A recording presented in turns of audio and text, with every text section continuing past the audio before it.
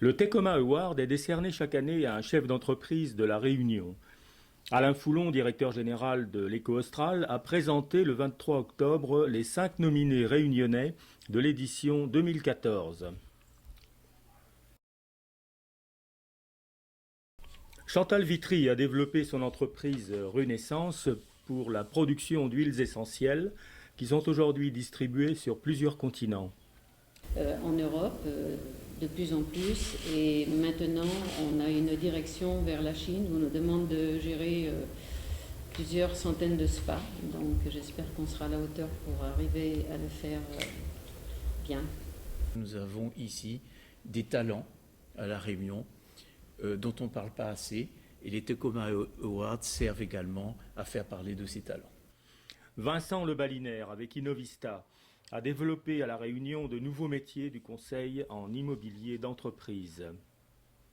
On a sorti une première étude structurelle sur le parc d'immobilier de La Réunion. Et là, on sort actuellement des études conjoncturelles sur le marché. Cette année, le Tecoma Award non seulement a nominé 5 chefs d'entreprise, mais on leur a demandé aussi de bien vouloir parrainer un jeune entrepreneur. Donc on appelle ça les Tecoma Espoir.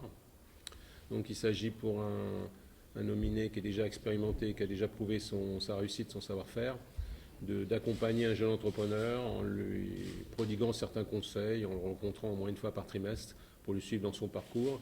Et c'est un engagement d'une année. Alain Grolich a fait croître son agence de communication Nautilus dans les départements d'outre-mer autour du concept de méticulturalité.